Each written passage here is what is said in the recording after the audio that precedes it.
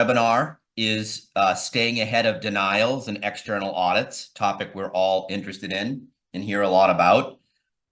Before we dive in, just want to say that this webinar is sponsored by MDaudit. As you can see, we're a data-driven billing compliance and revenue integrity platform.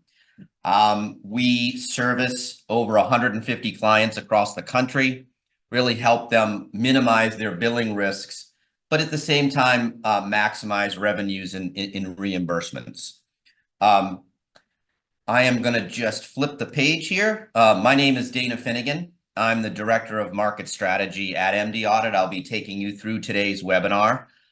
Just want to let you know a few things. Every one of you that joins today will be receiving a copy of this deck that we're going to use, as well as the recording. So we're happy to send that out to you. We're also definitely confident that we're going to send you home with some important nuggets that will help you operationalize some things into your actions into your billing compliance and revenue integrity platform and program rather. The last thing too is we hope you stay the entire time. We're going to have a poll at the end that's going to ask you, did you like this? Any insights, as well as what you may want to see in future webinars. And finally, if you have any questions, we're going to save about 5 minutes or 10 minutes at the end, depending on how this goes. So put those in the Q&A section and we're happy to answer those. So before we really start getting into how to, what we're seeing in our MDaudit community with denials and external audits, is let's talk about some of the really current healthcare compliance and revenue integrity trends. I'm sure most of you are very familiar with these, but let's go through them. Good news is we're seeing volumes of surgeries really coming back strong in 2024. In the MDaudit community, we're seeing over a 20% growth in the surgeries that are being performed at ASCs, and especially stuff that's going from that inpatient only list to being able to be performed in the outpatient setting. So with that taking place, we're seeing a lot of revenue generation, which is great. A second bullet point there is, and you'll see this as we jump into our platform and kind of display this, is there's been a lot of great technology-led gains within our community, and could be for you as well, through technology and AI, allowing people to do more with less, and really stay on top of those denials and external audits that we're going to talk about today. Third bullet, little unfortunate, is we're seeing commercial payers, even more than the government payers, really doubling down on denials, really paying less per claim, denying more per claim, and more staggering, taking much longer to actually adjudicate claims.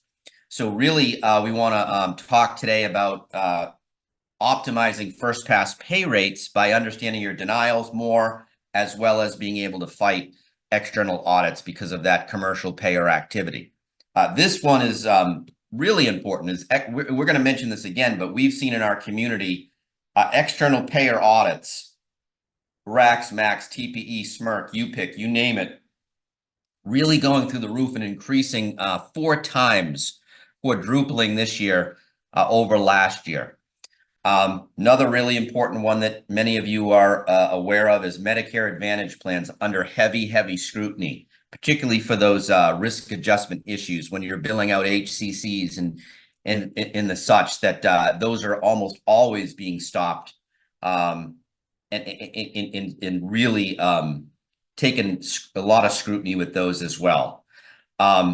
Billing and coding, billing and coding challenges really continue to drive revenue loss and affect margins. We were able to see in our community last year through our benchmarking report that close to 15 to 25% of initial denials were directly going back to coding related issues. So I think we're all really excited about autonomous coding and things like that, but it's still an area that's really affecting revenue loss, revenue leakage. So we want you to adopt those type of technologies, but always QA them, always have governance. but really take a look at your billing and coding related denials specifically. Last thing I would say here that I would go into is we're seeing both government and commercial payers investing a ton of money in AI-driven technologies. Really what that means is they're doing a lot more to really hold your claims as you send them in, add an extra layer of scrutiny and benchmarking over them, comparing you to others in your regions, your MAC processing regions, and so on, and really investigating your billing. And that's why we're having this webinar today is that those payers investing in that type of technology is causing a much bigger denial ratio for you, as well as those quadrupling of external audits at your back door. So just some things that we really see happening in our community. As you know, you'll be getting this deck and you'll have total access to our benchmarking report down there on the right-hand side. If you choose to, it's a great report. It's showing you for the billing compliance and revenue integrity worlds, what's being scrutinized, what's being denied, as well as some great best practices and tips and tricks from MDaudit to combat those scrutinies. This is probably the most important thing I'm going to present today. This is a quote from our Chief Financial Officer at MDaudit, who has pulled a lot of data to really get to this point, which is we're seeing, as I said, an increase. We're seeing an increase in external audits by 4 times this year already. So you can see there the amount of dollars being defended at the end of Q1, so only 1 quarter in 2024, is already 2/3 of what was defended all of last year. So really what that means is, as we said, the external audits that are showing up at your back door, particularly for those medical necessity related issues, are quadrupling, and there needs to be a lot more effort in defending those monies, so you're retaining more and refunding less. But I'm sure all of you out there that are involved in handling external audits or work with another department that's handling those is seeing this huge increase. And that's why we're here today. We want to show you some technology that can help you optimize your response times to these. Specific trends that we're hearing from our community is that the ADRs, the demand letters, are getting longer. So sometimes we've heard up to more than 40 pages in several hundred accounts. So those days of just kind of getting those CBRs, comparative billing reports, just a little kind of precursor, we just want to let you know, maybe you want to work with your physicians. Those are still happening, but now you're getting those hardcore ADRs much longer with a lot more accounts. And when they're that long with that many accounts, you're just, a lot of folks are getting killed with manual entry. And when you're manually entering things from that ADR into your system, and things are found in disparate systems in your healthcare system, there's just really no way to fight back to the payers. But we're going to show you some really important things that you can do to be successful. The more, I guess, concerning pattern is we're seeing these ADRs on a prepayment basis. So before it was, we'll pay you and then we'll do the clawbacks later. But now we're seeing it, an audit before you actually get paid. So when you take in that perfect storm of getting a lot of denials and then prepayment external audits, margins, and really hold up the cash flows that are so important to making your organization financially strong. At the end of the day, we want to show you some technologies that'll help you fight this so you can concentrate more on, at the end of the day, the mission of excellent patient care. Some other observations is, and we talked about this, but we want to really underline it, is the use of AI and analytical tools that the payer's using. They're investing a lot of monies in these sophisticated technologies so they can claw back more money from you or not pay it in the first place. You need to be lockstep with them in order to kind of fight a good fight. So we're not here, I want to be really clear, I'm not here to push our technology on you. What I'm saying is really consider technology to help you understand root cause of denials so you have better appeal efforts, as well as how to handle external audits, because they're ahead of us already with their use of technology. This middle bullet is really important. I thought it was great, but at the same time, it has some potentially nerve-wracking details behind it, which is auditing activity in MDaudit, our community, where folks are auditing physicians, high-risk DRGs, using the platform to audit HCCs, using our platform to understand denials and fight external audits. That activity has gone up 35% more than last year when we look at Q1 2023 over 2024. So that's great. We love to see people using our platform to optimize outcomes for compliance and revenue.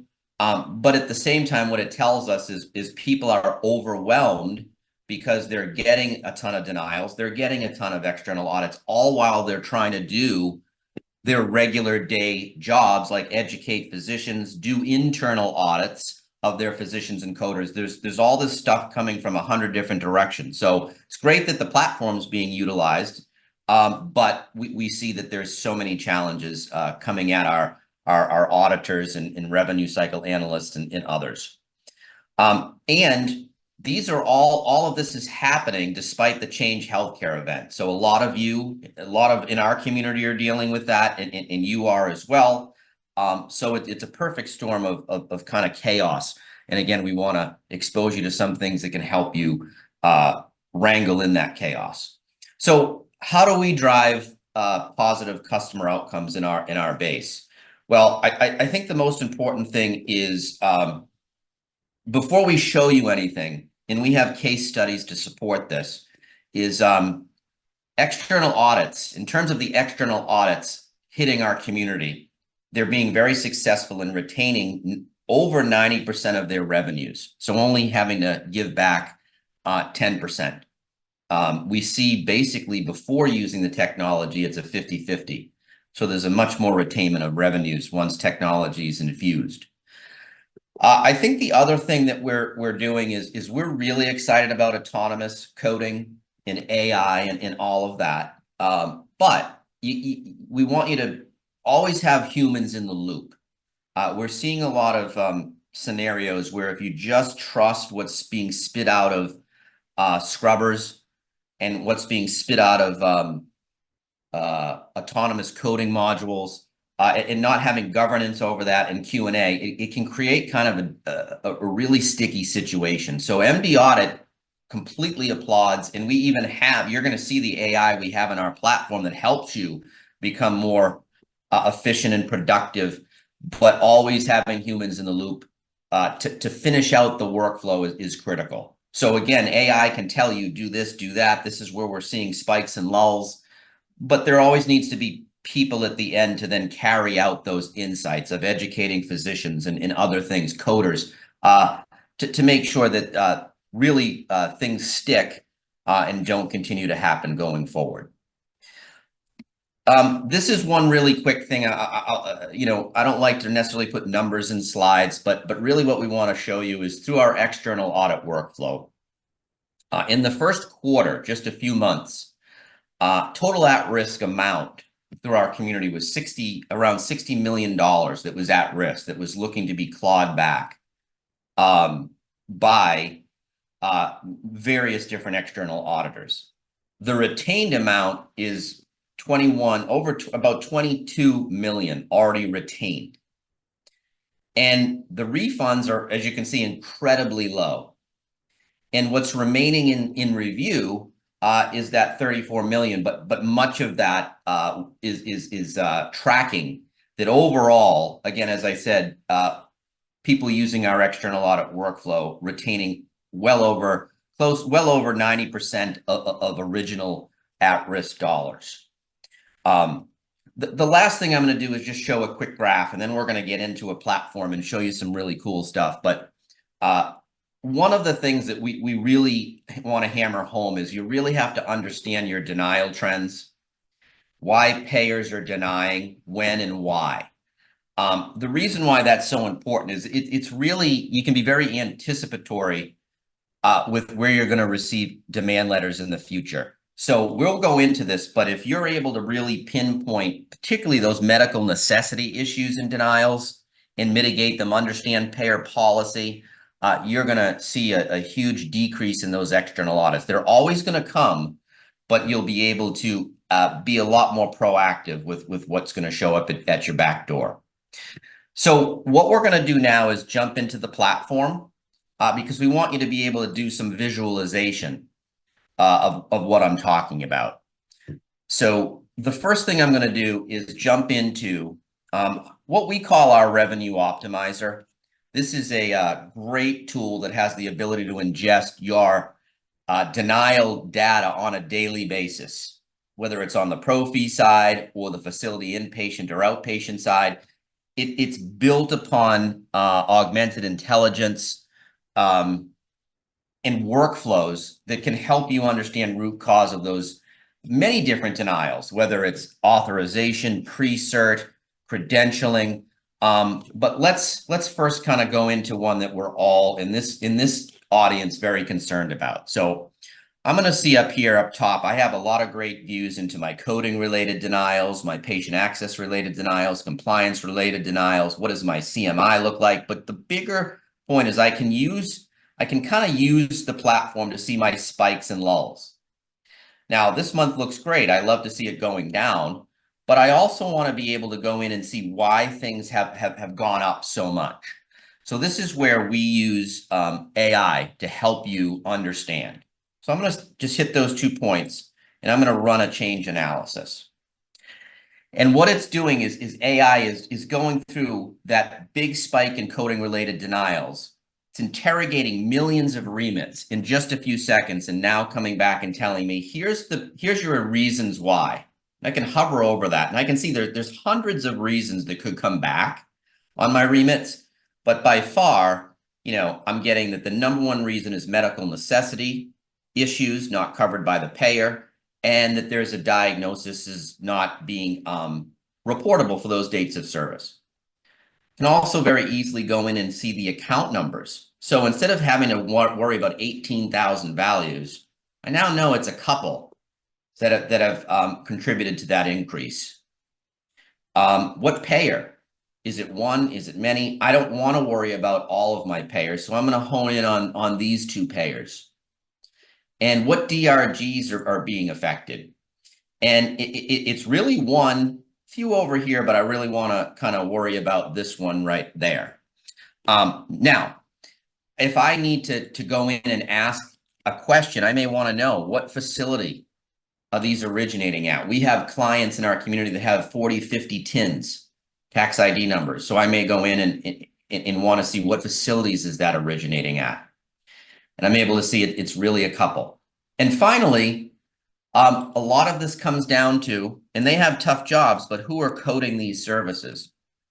So I can type in and get my coder name and go in and take a look at who's coding those. So this first illustration is saying, okay, you had an 80% increase in coding related denials, most of the medical necessity coming from this payer.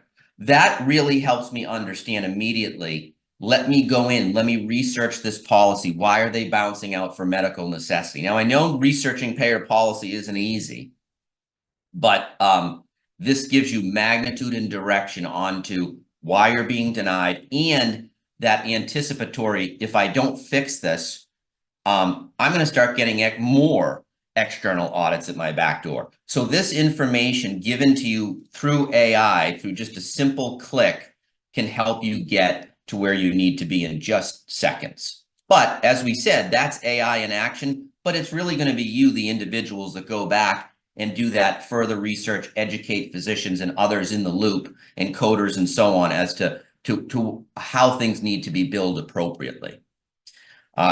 So that was one kind of show that I wanted to give of that. One last one I would say is, and this is just for you to get an understanding of our platform and how people are using it, is here's another one I really like. Payer mix among denied claims. I can see on a rolling 12-month basis, updated daily, this information is updated daily. I can see my payer mix over here, very easily kind of come over here and see, wow, I've been tracking between 6 and 8% denials for that payer, and now I've gone way up to almost 17%.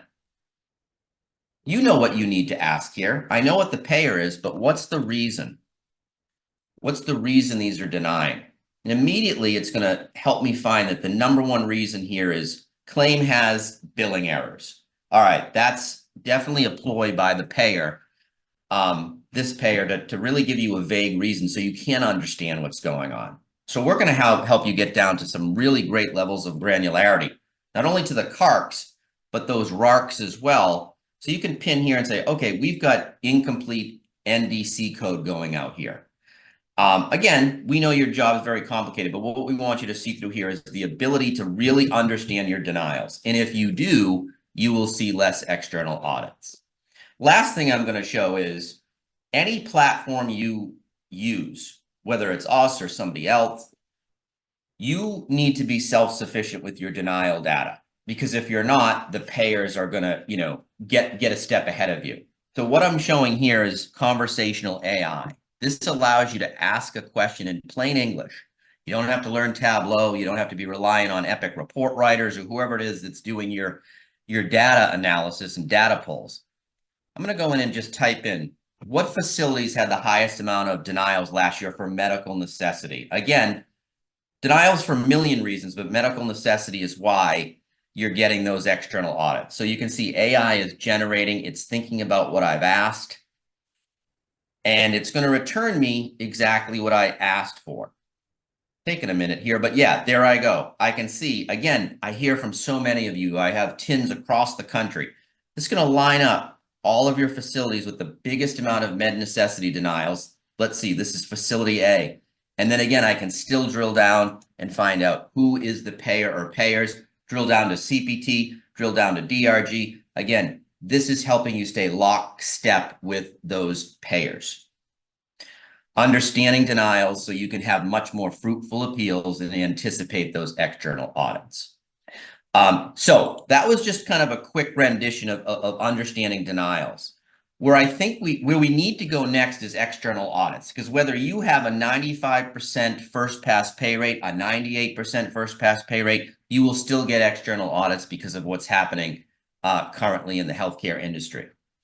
So what I'm going to do is I'm going to jump to our external audit workflow to kind of show you some of the bells and whistles. Now, before I do that, I do want to show you that I have a ADR on my desktop. Please know there is no PHI on this. It's been 110% stripped, nothing on here. But we're showing you a pretty lengthy letter with a multitude of accounts on it. So how do we keep you to optimize those response times? Whether this is a prepayment letter, post-payment, we can help you with it. So the first thing I want to do is go in and show process templates. Now, you don't know what process templates are, but at the end of the day, these are synonymous with automated task management, meaning if you can automate tasks as soon as that letter comes and people know what to do in the amount of time to do it, you will retain more money. So the first thing we've done is you see here, CERT, RAC, SMRC, TPE, UPIC. These are all names we kind of know and shudder when we get those letters. Today, I'm going to use RAC as an example of what process templates can do and automated task management can do. So you can see here, I have the initial submission round, appeal level 1, appeal level 2, and so on. But if I open this up, we've outlined best practices to say, upload that demand letter within 1 day, request the medical records within 5, check them for accuracy in 10, and then submit them in definitely less than 30 days, but no more than 30 days. And review for determination. Enter that determination in your system. Submit corrections, all of that stuff. Now, you're going to see, or I should tell you, this flow chart doesn't just live in the background. As soon as you receive a demand letter and scan it into our system through AI, and you'll see that in a moment, these tasks are thrown at the people responsible for doing them, whether it's a single person or a group of persons that need to do things like upload the demand letter, send the medical records, send the appeals documentation. These can be sent to the people responsible for doing them. Now, quickly, I see people thinking, okay, I don't see Blue Cross, I don't see Aetna, I have commercial payers that are dinging me with these letters. Just know that we can help you create the process flows for those as well. So think of process templates and as task management that will automate your response times. So what I want to do right now is I'm going to give a quick example of creating an audit that can house an external audit when you receive that letter and all of the automation that comes with it. You'll see it. So I'm going to go in and say rack audit, but this will work for anyone that's requesting medical records from you. So I'm putting in a title. I'm going to choose my group. I'm just going to say I work with the external audit group, but this is the big deal here is that process template can be grabbed right from here. I'm going to grab rack for today. And I'm also going to fill in another field, which is the notification date. I know today's the 22nd, but let's say at atop that letter, the notification was the 15th. Now, as soon as I fill in that process template and that notification date, the system has already started disseminating those tasks out to the people responsible for doing them. And you'll see that momentarily. I'm going to put in one last thing here. Just my dates of service that this letter encompasses. And I am going to hit continue. So what we've done so far, folks, is we've created a shell to house this audit. Now, this is probably the biggest time saver that I'm going to show in today's demonstration is I've created my rack audit, but now I'm going to go in and say, what claim type is being scrutinized? Is it hospital? Is it professional? What's the rack scrutinizing? Today, I'm just going to put in hospital. It worked for Profi as well, but I'm going to scan this request letter. You saw that was on my desktop. I'm going to go in and browse that. I'm going to go and find this. This can live on your desktop. It can live. A lot of people say I keep track of these in OnBase. I've got them in other systems. You can grab them from wherever you need to get it. But once I go in and I find that demand letter, there it is there, and I hit scan, the system is going to use, this is called Smart Scan AI. System is going to use AI to strip off everything that was on that letter, the pertinent data. So you see some of that here. Subscriber ID, patient name, last name, and so on. In just a second, no manual entry of that.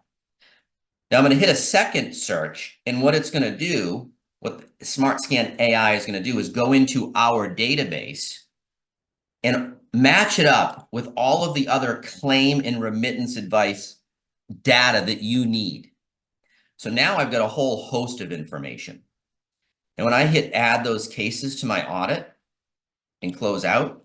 Now what I have is I'm in the initial submission round with the rack. The system knows that. And I've loaded in all of this information from that letter, as well as the claim and remittance advice that lives in our database. And I talk about claims and remittance advice because total charges is here, which is great, but more importantly, total payment amount is here. This is where I can, let's say we had 100 accounts here.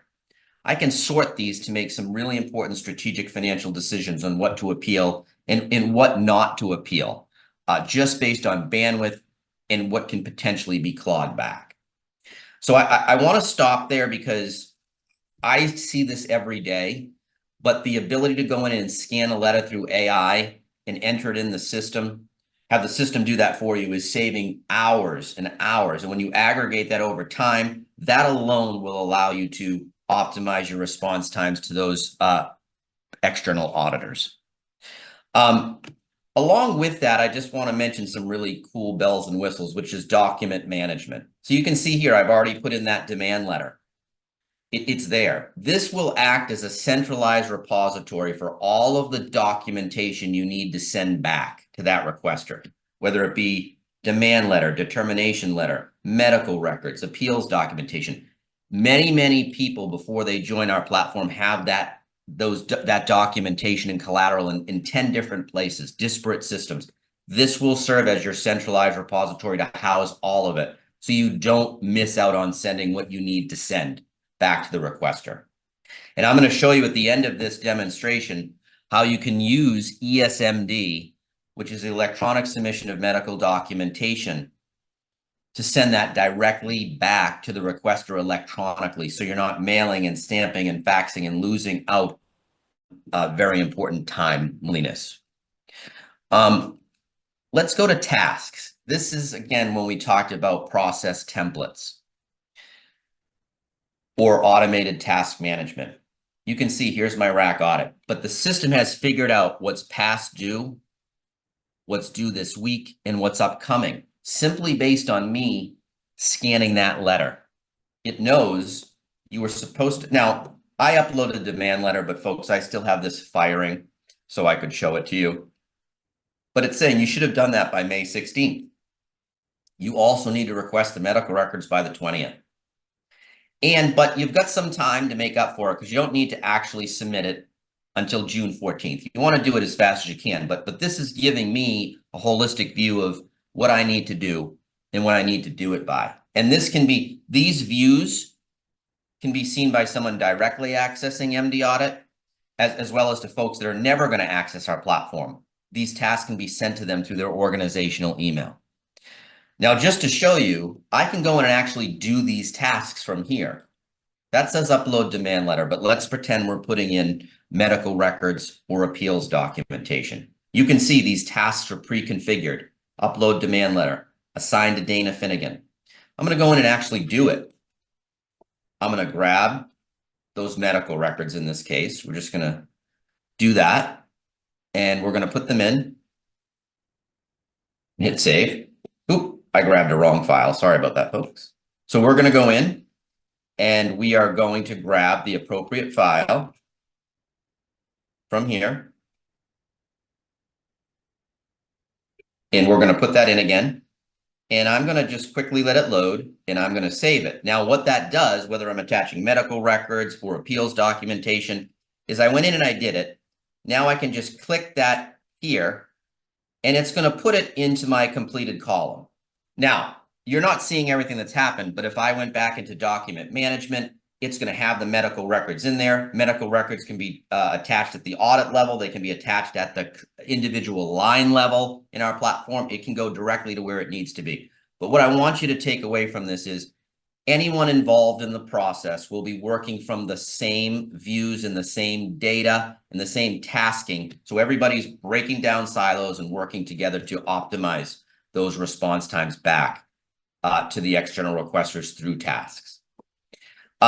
What I want to do right now, which is I think the part that everybody is kind of thinking about, is, okay, what do I do with my listing here? Well, before I dive in and show you that, I want to show you one last feature, capability, is I'm in an external audit workflow, but if I hover over that, you can see it says add to internal audit. We heard from our community that when you get these letters, one of the first things you want to do, load it and house it, but then send this to someone that can do an internal audit of these claims. So if I click that, I can very easily go over here and click off a bunch of these, or all of them. But when I hit that again, what it does is it launches me from the external audit workflow where I'm managing racks and MACs and TPEs. It allows me to send it to someone internally at my organization to do a coding quality review. So I can assign that to Dana, very easily hit continue, and that uploads 7 of those accounts that are in question by the rack. I hit continue. When I create an audit, that will send it to Dana's work queue, allowing him to really take a look at these and say, did we meet the highest levels of accuracy and integrity? And if we did, we are going to go after this money. We're not just going to throw up the white flag. So whatever technology you're looking at, you want to make sure that there's synergies between an external audit workflow and an internal audit workflow. Again, it's almost like creating a united front so everybody in your organization can join together and fight a good fight against these external audits. So really important there. Now, let's go in to review here all of my accounts that AI loaded into my system. I'm in the initial submission round. I'm going to go in and show you how you can tag these accounts with what happened. time has passed, you've sent your external your documentation back out, this and that. How do you tag these? Well, I'm going to go into this one right here, and I'm going to view the case. And I should mention, as this is being pulled up, folks, there's no PHI here. Everything is de-identified. But I'm brought into this claim. First thing I'm going to do is I'm going to put in the at-risk dollars. What are they looking to claw back? What's nice is I can click that dollar sign and go to the billing history. It gives me everything I need to go in and apply that paid amount from the remittance. Now that's $234. If you're on the facility side, this could be $234,000, but it'll work exactly the same. So I put in my at-risk dollars. Next thing I'm going to do is go in and put an outcome. We're going to do something, we're going to be happy and put in approved. We'll do something not so happy in a moment, but I'm going to say we got approved there. I may then put in some notes to figure out and document why I was approved. We want to retain that information for future appeals. Next thing I'm going to do, this is pretty straightforward. I'm going to put in a status. This is not in progress anymore. It's not in corrections, not pending determination. It's completed. We're done. And my final outcome is approved.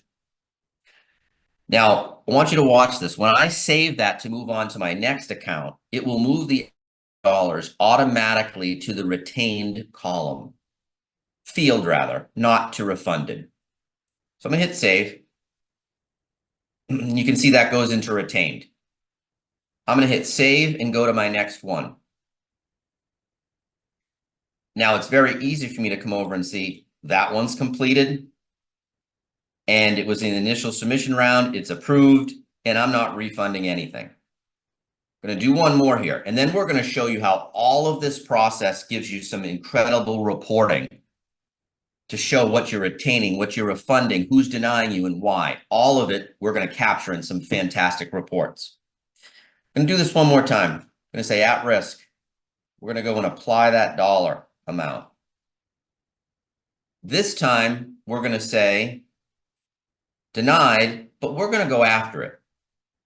We're looking to appeal it. If I want to appeal it, I can just advance to the next round, and that will bring me to the next round to continue the appeal. So very easy to bring things in the next round. Just because we're a little short on time, I'm going to say denied, will not appeal. Still going to put in my notes. But I'm going to do one step here that's a critical step. I'm going to log a denial reason. You can create denial reasons on our platform, naming conventions that mean something to you. I'm going to say against payer policy. Another really cool thing I can do here, whether it's approved or denied, is put in the target type. Was it a provider? Was it a DRG? This is a great way to go in and use this data to then run reporting. So now I know I was denied. It's against payer policy, and it was for sepsis. And you'll again see how this all goes in our reporting. So now what I'm going to do, what I did before, I'm going to say this is completed, and unfortunately, we were denied. And when I save that, I'm going to put the at-risk dollars into refund. Just saving that extra step. Now it's refunded. And if I have a task pre-configured, that's going to send it to the refund department to go and do the refund and give them all the information they need. So I'm going to save that, and I'm going to close out. And now we're going to get into, I think, the really coolest part, which is reporting. But before I do that, now you've got two completed. Very easy to see. One was approved, no refund. One was denied. We're not going to appeal it. I know it was sepsis. I know it was against payer policy, and I have to refund that amount. So far, folks, you've just seen a lot of kind of bells and whistles that can automate your process. One last thing we're going to go in is reporting. You can have the best retainment rate in the world, but if you can't report on it to your executives, your CFO, CCO, VP of Rev Cycle, that's no good. They're going to have questions. So let's go in and show you some of the reporting. This is also augmented intelligence and AI running over your external audits and telling you what's happening. I don't think I've seen any other platform out there with this level of reporting. Now, I'm biased, obviously, but I do a lot of research as well. So let's look at this. This is the requester summary. Very easy to come in and say, okay, who's sending me these letters? And I can see all the different folks that are sending me those letters. But I can clearly see I'm really getting the most by rat cotivity. 62%, 61%. But then I can drill down and say, great, but what facility are those going to? Again, I keep on saying it, but you have a ton of tins that you've got to worry about. So most of them are going to this facility. And then I can drill down, and if I want, say, all right, what are the DRGs that are being targeted? And continue to drill down and understand. I may also want to go in and see, what does my trajectory look like? Well, we're pretty stable this year, but in this month got a ton of external audits. I'm going to drill down and try to figure out who they came from. And now I know immediately. These are things you don't want to have to run through spreadsheets to try to figure out or request the data that takes a week to get. You need to give your executives these answers immediately. So now you know who's targeting you. Next one is to know, what are they targeting? If you know what they're targeting, again, that's understanding how to reduce denials, how to mitigate future external audits. Now I know my top 10 DRGs that they're targeting. And I also know the CPTs that they're targeting here. I can see 97140 being targeted quite a bit by Mac Palmetto. I can also go down and see my providers that are being targeted. Or for many of you, this is a big one, facilities that are being targeted. And again, if I want to drill down and find out the rendering provider, specialty provider classification, that means the specialty, I can drill down to that. So ton of information that you need. Last one will show, which is what everybody's going to be asking you for, is the results.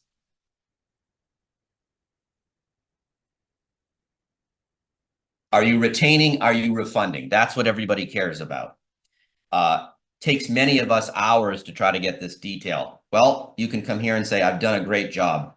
I've retained 90% of that, 98%, but I did have to refund. Even though it was a little, who did I refund it to? And it's going to stack up and show you your refunds and so on.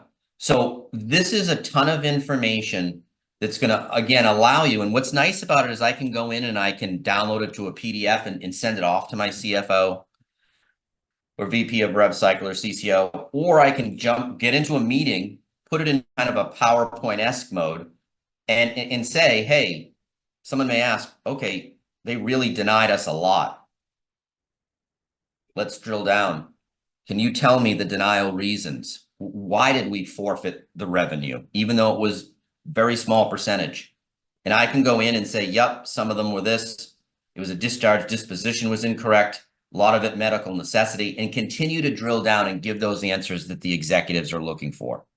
At the end of the day, if you don't learn from your insights, you're not going to fix the problem at the root. And this will give you the insights you need. And the last thing I'll show, I promise, then we're going to stop for questions, is at some point, just like we did with your denial data, you're going to have someone show up at your desk or call you on the phone or text you or whatever it is and say, I need to know something. And you can type that in. I'm just going to show you what I typed. Kind of saves things. What were the total at-risk dollars by my facilities last year? Again, don't need to learn Tableau, SQL. I can just ask it in plain English, and conversational AI will say, here are your facilities. These were the total at-risk dollars. So 9.38 million at this facility. But then you may want to say, well, great, but what did we refund? And let's go to the total refund amount. And it's going to spit it out for you, that 9.38 million.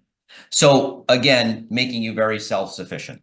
So really what we want you to take away, folks, today is what we talked about is denials. You can have a 95 plus first pass pay rate. You will still continue to get medical necessity denials, which will then equate to more external audits by your payers. But if you have the right technology to streamline workflows, break down silos, then you'll definitely be able to, I say, have a united front to go and be successful versus those denials and external audits. That's really what we wanted to show today. We're at perfect timing. So we want to let you out a little early, but we're also going to entertain some questions. So let me just jump out of the platform for 1 second. And we're just going to, Joy, are you able to feed me some of those questions that we've got from the audience? Sure, Dana, we have a few questions. Oh, and folks, before I forget, sorry, Joy, you'll also be seeing a poll at this time or very close to this time that's going to help you tell us what you thought, maybe some other topics you'd like to see in the future. So please take time to fill that out. All right, Joy, send me some of those questions, please. Okay. The first is, how often does MDaudit update payment data so that users are getting the latest denials and trends? Yeah, so MDaudit will just to let you know, MDaudit works with any billing system as long as they're producing the ANSI standard 835s and 837s. And when they do, we can ingest that data daily. That's something else you want to ask a vendor. Do they have mastery of that data ingestion? Because if they don't, you'll be working with stale data. So we are able to do that daily, and not many people can do that, but it is daily. Thanks, Dana. The next question is, have you seen an increase in erroneous denials from third-party processors? Example, iHealth, HealthNet. Will Yep. the exact same claim by a different patient that was processed by iHealth will deny? Yeah, 100%. That's something that we hear a lot in the community is, and you've heard the horror stories too, is when payers adopt this type of technology, even clearing how the people adopting the technology, there's it's not it's never as accurate as a human being that can look at that claim, look at the policy, and say, should it pay or deny? So there is a lot of erroneous, incorrect denials, and that's why you want to be able to say, okay, these are the denials I got from this payer, and drill down to even down. Yeah, absolutely, ton of bad erroneous denials because of sometimes technology that isn't fully baked yet that the payers are using. Thank you. The next question is, for audits mailed in, does it always have to be scanned into the system, or is there a functionality where the system can pull the audits in directly from the payer when they send it out? That's a really good question. So you saw me kind of load it in today myself and use that really cool AI stuff. But we do know one of the common things we hear is, I've got 40 facilities across the country. I can't always be doing that scan. It's going to 50 different places. So that's one of the feedbacks that we've heard. And what's really nice is MDaudit, by the end of the year or sooner, I don't want to commit, but it would definitely be by the end of the year, is going to implement what we call EMDR, which is going to take care of the situation you're talking about right now. The system will be able to automatically receive, ingest those letters and load them automatically. So we know that that's a challenge, and that's something that we are enhancing by the end of the year. Great. And the next question is, what if we use a third-party ROI vendor? Do we need to give them access to update the task, or can we mark the task complete when they confirm records sent? No, I'll have to, I'm thinking on the fly there. It's a great question. If you're using someone as an ROI vendor, we can still, you can still create a task that will allow that ROI processor or that ROI entity. And I know that's, we're talking release of information. A task can be created so that person or resource can put those medical records and bring it into MDaudit.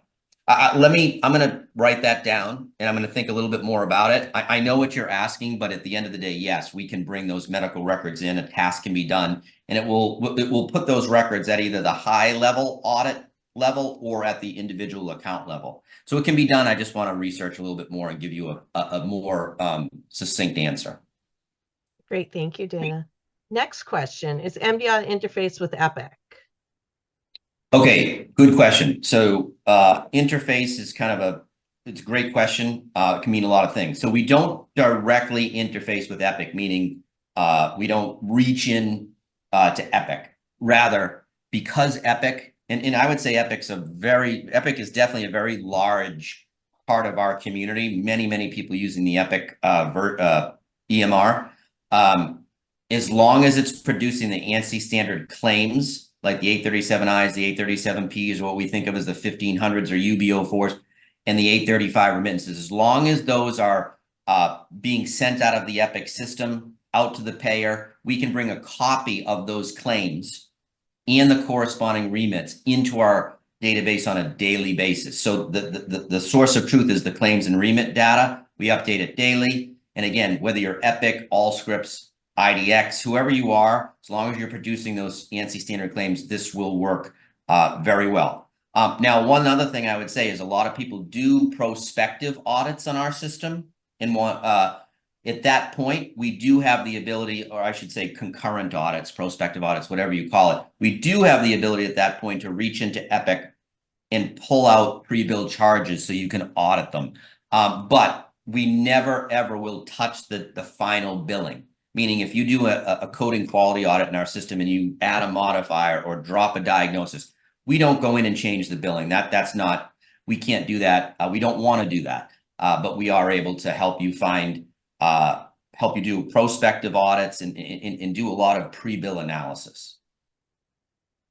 Thank you. And continuing on the topic of Epic, can MDaudit send event messages to Epic to note audit status as audit is updated? Yeah, another good question. So yeah, MDaudit offers what we call outbound APIs, which means as you do audits in our system and you're tagging accounts with denied or unsatisfactory finding, not meeting the highest level of coding quality and integrity, whatever it is, we can send an outbound API, which will then populate your Epic system with those findings. So there's synergies there. Now, in full transparency, you have to be able to receive that outbound API, which is not a big deal, but you know, if anyone wants to know more, we can show you how we can operationalize that. We do that with current customers now. Thanks, Anna. And it looks like we have two more questions. Does MDaudit receive payment data from a company's PM system or directly from a clearinghouse? It's going to be both. We would have to do a scoping exercise to really find out where those are lived, where those live, but we can grab it from a multitude of sources. Thank you. And the final question, EMDR for just Medicare, or will you make it available for all payers willing to send requests and results electronically? I want to be, one of the things MDaudit kind of prides itself on is we're not just going to say yes. We want to be very honest and transparent vendor. So I believe that when it's first rolled out, it's going to be for that CMS kind of governmental side, but then we'll obviously open that up. It's really, we want to make it available for anybody that can can send those directly to us and ingest it. So I will go back to our product folks and find out more, but it will start off with those government folks, but then expand over time. Thank you. And that was the final question. Yeah, so I would close by saying we appreciate everybody's time today, and we saw a lot of people staying on. There was a lot of questions, so we appreciate it. And again, feel free if you'd like to reach out to us if you want to hear any more. Remember, when you get the deck, you'll be able to have access to our benchmarking report, which will give you a lot more granularity about what's being denied, who's sending the external audits, and why.